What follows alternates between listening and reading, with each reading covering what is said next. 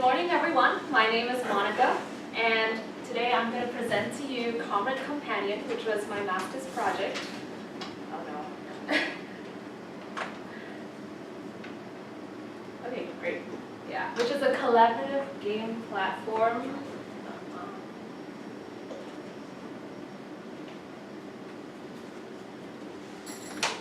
Okay, I'm going to start again. Alright, good morning everyone. My name is Monica and I'm going to present to you my master's project, which is Comrade Companion.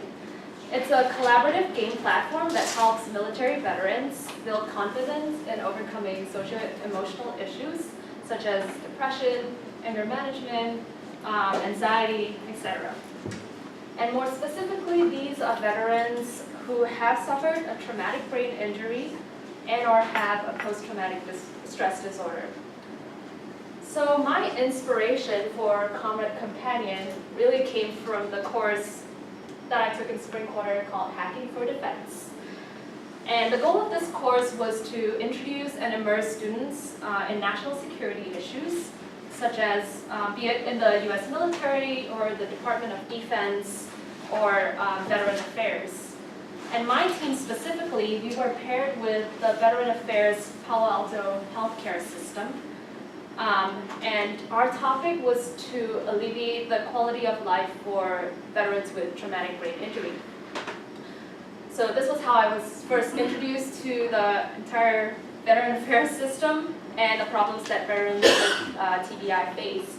And throughout this course of this quarter, we completed over 100 stakeholder interviews, which included veterans, clinicians, caregivers, nonprofit leaders, and many other people. So now that I've mentioned the term traumatic brain injury and post-traumatic stress a number of times, you might be wondering, like, what do they really mean? Well, I will be explaining the background and then the scope and then going through the topics that I have in mind. So traumatic brain injury, or TBI, occurs following head trauma resulting from direct impact or being in close proximity to an explosion. And TBI is often interwoven with post-traumatic stress disorder, or PTSD. So it is often also difficult for clinicians to accurately diagnose the degree of TBI and PTSD that an individual might have. So this diagram here shows similarities and differences in the symptoms of TBI and PTSD. Now, over the past decade, there has been a growing amount of media and research literature about combat-related TBI and PTSD. TBI is also dubbed the signature injury of recent Afghanistan and Iraq conflicts. And this is no surprise because the number of post-9/11 American troops diagnosed with TBI has soared. From 2010 to 2015, over 320,000 American troops suffered a TBI. Although this is a pretty staggering figure, this is most probably also an underreported number. TBI impairments come in three main different areas, namely cognitive, emotional, and physical. Now for the scope of this project, Comrade Companion focuses on the emotional aspect, which are mainly the socio-emotional issues. And I figured that focusing on the emotional issues that having a TBI might bring would be closest to the socio-emotional learning problem that I wanted to address via the School of Education. So, what is socio-emotional learning? Well, this is the long definition that the Collaborative for the Advancement of Social and Emotional Learning, CASEL, defined it to be. But I wanted to really highlight the two main aspects I feel most important to Comrade Companion's goals, which is to help veterans understand and manage their emotions, and to help veterans establish and maintain positive relationships. My target group is post-9/11 veterans who have mild TBI, MTBI, and or PTSD. and they're around 25 to 39 years old. I specify mild TBI because TBI is such a huge spectrum, and individuals with mild TBI are usually high functioning, and they can seem to function like someone who does not have TBI, but may be more prone to cognitive or mental or emotional issues. So here is the problem statement that I used to drive my project. How might we build support, knowledge, and community for veterans with TBI and or PTSD who find it difficult to cope with socio-emotional challenges? So this ties in really well with my projected outcomes and benefits I would like. So for support, Comrade Companion aims to help veterans overcome and come to terms with their cognitive, emotional, and physical conditions by providing a peer-to-peer mentorship platform to share experiences. For knowledge, Comrade Companion seeks to help build a collaboration by employing different socio-emotional learning strategies. And finally, for community, Comrade Companion wants to form a network for veterans with this invisible injury because it is usually difficult to find people with similar shared experiences. And once this connection is made, it can be very profound and heartwarming. So how was this done? How did I do it? My approach is in 3 tiers. It involves game design, a mentorship model, and a reflection component. So in terms of game mechanics, I implemented Browning's MDAO framework, which stands for mechanics, dynamics, aesthetics, and outcomes. She detailed this in her research article on game design for clinical interventions. So mechanics composes of the components of the game, and then dynamics is the behaviors that emerge from the player. Aesthetics are the emotional responses that the player has, and then the outcomes are the behavioral or intellectual consequences of the player. So I constructed the game using a backward design approach, which I identified the outcomes first, and then moved on to aesthetics, dynamics, and mechanics. So what I did was this. I wrote down my main outcome goal, which was to gain knowledge of socio-emotional learning strategies. And then I developed the 3 other sections that I will go into more detail about. So for aesthetics, I wrote, develop feelings of camaraderie and build a virtual support network. And my main goal was because I wanted veterans or the players in the game to collaborate and discuss in real time, wherever they might be located geographically, and yet feel a certain sense of closeness because of their shared experiences. And then for dynamics, I chose cooperation and collaboration, but in a semi-anonymous format.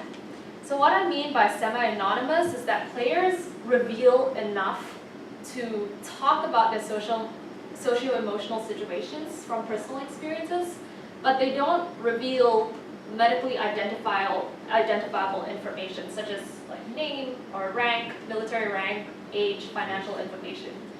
And I chose a semi-anonymous format because due to an anecdotal research that I received from a counselor telling me that sometimes rank levels or face-to-face communication with strangers might cause imbalance in a counseling conversation.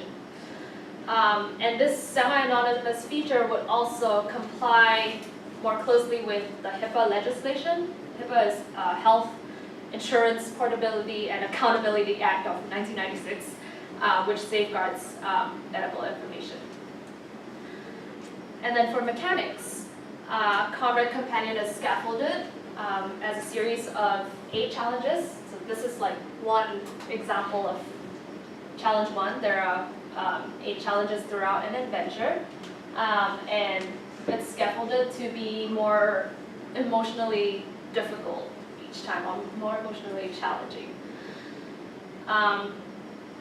Each challenge is also adapted from criteria that is found in the PCL-5 checklist. So PCL stands for PTSD Checklist, 5th edition, and it's from the Diagnostic and Statistical Manual of Mental Disorders. This was a resource that I received from a psychologist at the VA, who often uses it to rank the degree of PTSD an individual or a patient might have. It has also been cited in research, and therefore I found it a reliable source which I could use to structure the themes of this platform. So on to the second tier, which is mentorship. Mentorship is the process of establishing a relationship between two parties. Usually a more knowledgeable person is helping to guide another less knowledgeable person.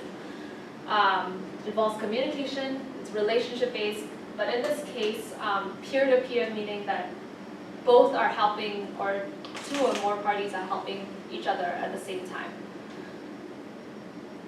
So Hibbert's team of researchers conducted an extensive study in 2002 on a mentorship program specially catered for individuals with TBI, and it was called the TBI Mentorship Partnership Program.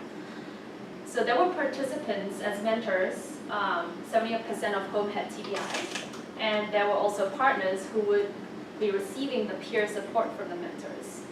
And what was interesting about their results was that this mentorship program was actually really very positive. Hibbert tested for 5 aspects: empowerment, quality of life, mood, skills and knowledge, and social support. And 4 of these, except social support, had significantly positive results. Hibbert's research on mentorship also coincided with other researchers' models of mentorship and partnership. And in addition, from my personal interviews with a couple of veterans who had TBI more than a decade ago, they both mentioned to me in their recovery process that sometimes having a peer, another veteran who had TBI who were in the same boat with them, and checking in on each other every day was so much more helpful than even going to their psychologist for regular check-ins sometimes. So therefore, I decided that the mentorship component was going to be vital to this project. And the last and very important component is reflection. So this tier came in after a couple of rounds of iterating my prototype with psychologists at the VA. This is one philosophical quote talking about the major role that reflection plays in adult learning. Mesereau, he states that adults reflecting back on prior learning is to determine what they have learned is justified under present circumstances. And drawing this back to the veterans context, I felt it was important to include a personal reflection writing component after the game has ended in order to reinforce what the veterans have been learning through the platform from their peers. And the second quote is from Litz, who mentioned that reflection is a new synthesis, a new way to view the world and the self in it. And so for the veterans who have been inflicted with TBI and or PTSD, I hope that reflection would give them a new way to view themselves after they have had this condition in a more positive and optimistic light. This also informed my iterations of the prototype, which began as an iPad version or a more mobile version. But then I wanted this game or this platform to be more of a platform that you would use to ponder deeply about issues and not a quick mobile chatting kind of game. So I switched over to a web application version. And after speaking to psychologists at the VA who really highlighted reflection, included a hard copy writing personalized journal, which is here. Oh, wow. Yeah, and yeah, so this was the progression of my prototypes. So what's what's out there in the market and ecosystem? Well, this is a diagram that I made it's my interpretation of what's out there.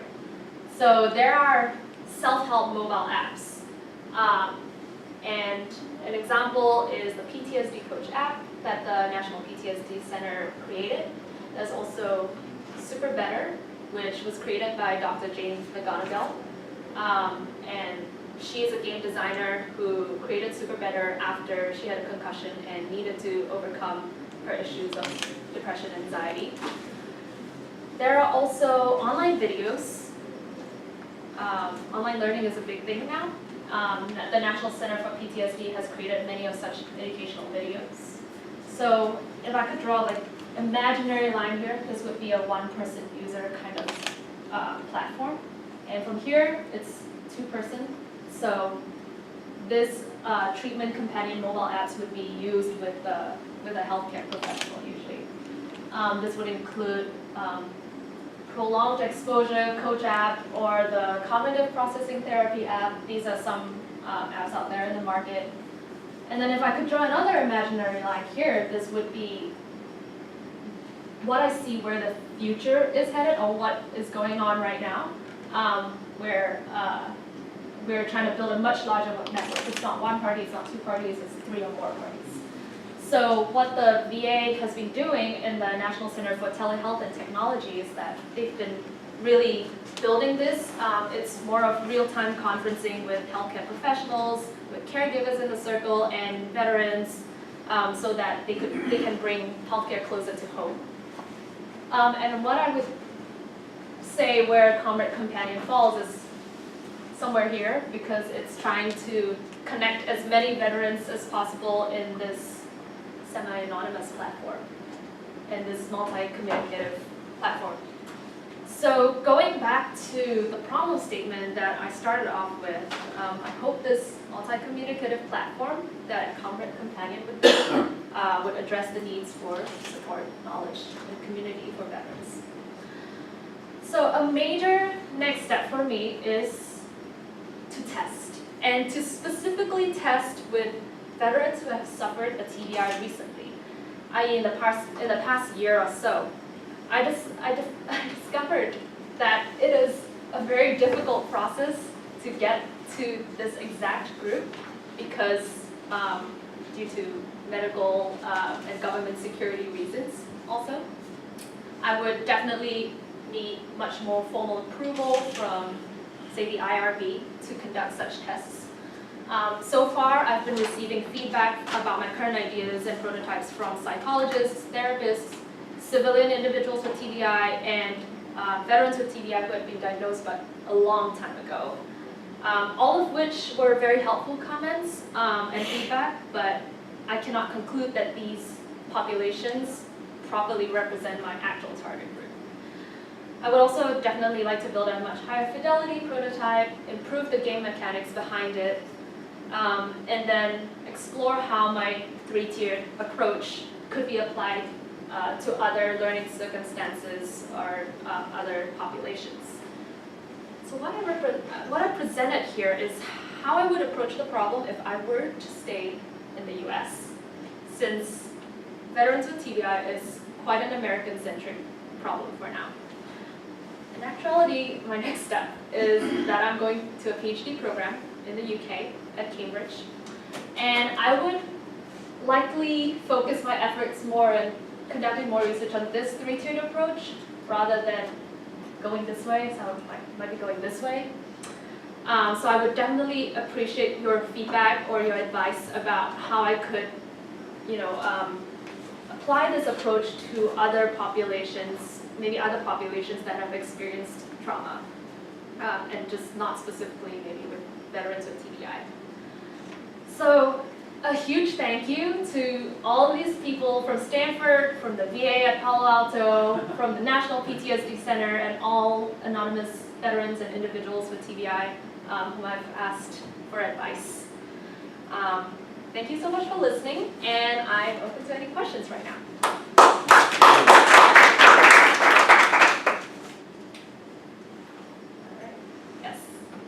So refer to this as a game. Yes.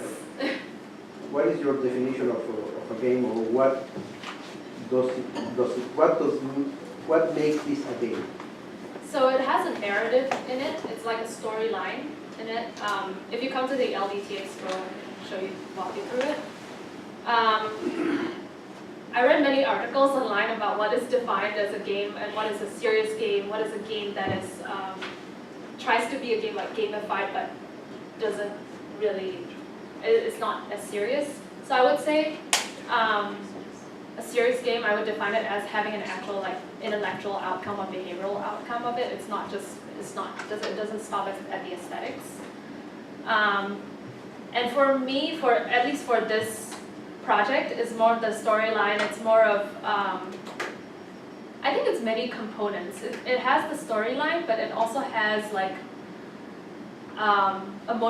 intrinsic motivation to keep continuing to help other people in this platform. So what I didn't have in this was a reward system, like +1, or you gain a star, you gain a battle. Yeah, I didn't have that because I felt that would be extrinsic motivation, in that I'm just playing this game to get my stars, and not really that I want to help other people. So I wanted to build that intrinsic motivation. But that was also in my next steps, because I definitely need much more experience and research into the game design process to really build it out, and for it to be beneficial and not for it to be harmful. Yeah. Okay, I'll go for you first. So I want to build off your answer to your question, which is, you just said something right now, which is, you explicitly did not include the extrinsic sort of reward apparatus, which I can understand is very defensible and good reasons for this.